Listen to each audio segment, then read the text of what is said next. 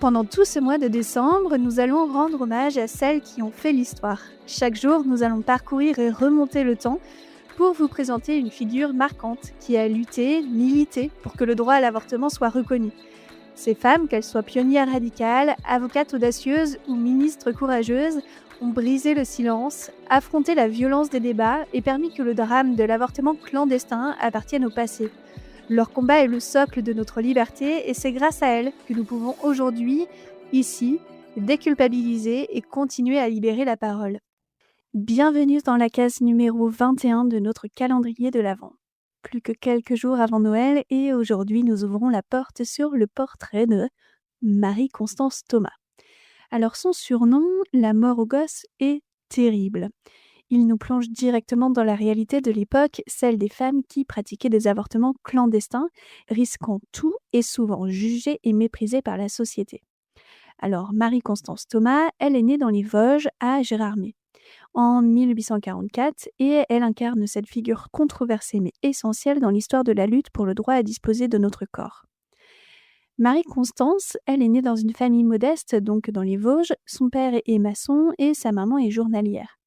Alors dès son plus jeune âge, elle est forcée de gagner sa vie, comme beaucoup d'autres à cette époque, et elle quitte rapidement sa région natale pour Paris, la ville des Lumières et de tous les possibles, mais aussi de toutes les misères. Alors, à Paris, elle se marie pour une première fois, puis une seconde fois, avec un certain Alfred Thomas, avec qui elle tient une blanchisserie dans le quartier de Batignolles, mais très vite, la blanchisserie ne suffit plus à nourrir le foyer et à payer les traites. Donc Constance, elle va rechercher un autre moyen pour se nourrir, pour payer le foyer, pour nourrir le foyer, etc. Et c'est dans l'ombre des arrière-boutiques de ce quartier populaire du 17e arrondissement de Paris que l'histoire va basculer.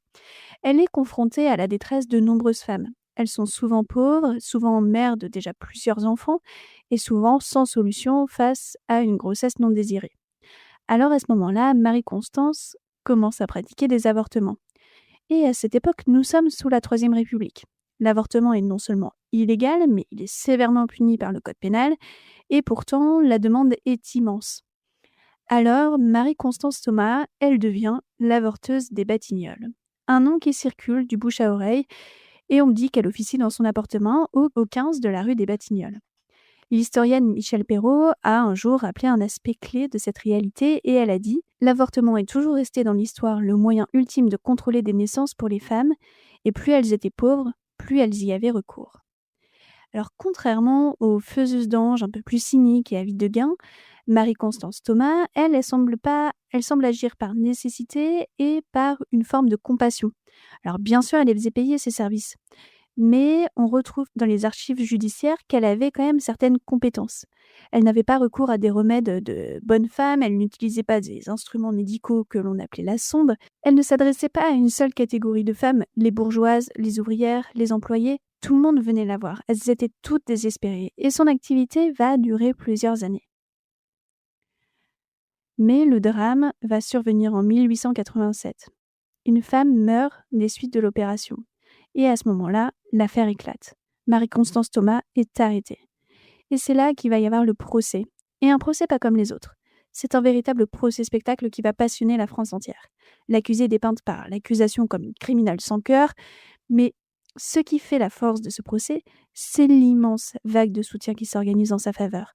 Des femmes de toutes les classes sociales, ces patientes se mobilisent. Elles témoignent, non pas pour la condamner, mais pour la défendre. Elles décrivent une femme courageuse qui les a tirées d'un mauvais pas. Et c'est là que l'écrivain anarchiste Octave Mirbeau entre en scène. Il va devenir un ardent défendeur de Marie-Constance Thomas. Dans une lettre vibrante, il s'indigne de l'hypocrisie de la société qui condamne la femme qui avorte tout en laissant l'homme libre de ses actes. Mirbeau va jusqu'à déclarer que toute femme choisisse elle-même sa destinée, qu'on ne la force pas, par des lois imbéciles et barbares, à être mère malgré elle. Ces mots, publiés dans la presse, résonnent encore comme un véritable manifeste pour le droit à l'avortement à une époque où les termes étaient tabous. Malgré ce soutien populaire et ces plaidoyers enflammés, le verdict va tomber en 1888 et Marie-Constance Thomas est reconnue coupable d'homicide involontaire et d'atteinte aux mœurs. Elle est condamnée à ce moment-là à 10 ans de travaux forcés. Une peine effroyable, mais qui aurait pu être la perpétuité. Alors c'est le signe que l'écho de la défense a pu peut-être atténuer la sentence. Son mari, Alfred Thomas, qui lui aussi était poursuivi, a été acquitté. C'est elle seule qui paye le prix de cette pratique. Alors on perd sa trace après sa libération. Elle est morte dans la plus grande discrétion, loin des Vosges et loin de Paris, dans l'Eure. Marie-Constance Thomas, qui avait été appelée la mort aux gosses, n'a jamais été une militante au sens moderne du terme.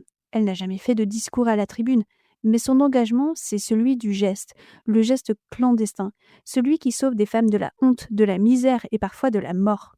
Alors son procès, il a eu un mérite immense. Il a mis un coup de projecteur national sur la détresse des femmes face à la grossesse non désirée et à l'interdiction de l'avortement. Il a clairement servi de tremplin aux premières voix qui, comme Octave Mirbeau, ont osé réclamer le droit pour les femmes de choisir leur propre destinée.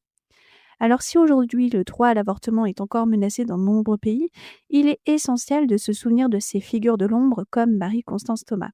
Elle nous rappelle que le droit de choisir n'a jamais été un cadeau du gouvernement, mais plutôt une victoire arrachée au prix fort, soulevant celui de la liberté. Alors Marie-Constance, merci.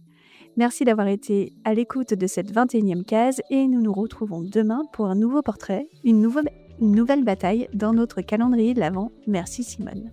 Si cet épisode vous a touché, n'hésitez pas à le partager, à en parler autour de vous ou à me laisser un message. Je vous invite aussi à vous abonner sur votre plateforme de podcast favorite, à mettre 5 étoiles, ça aide au référencement et à la visibilité du podcast. Si vous souhaitez avoir plus de contenu, vous pouvez vous abonner à ma page Instagram merci.simone.podcast et si vous aussi vous souhaitez venir témoigner au micro de Merci Simone et nous raconter votre histoire, écrivez-moi.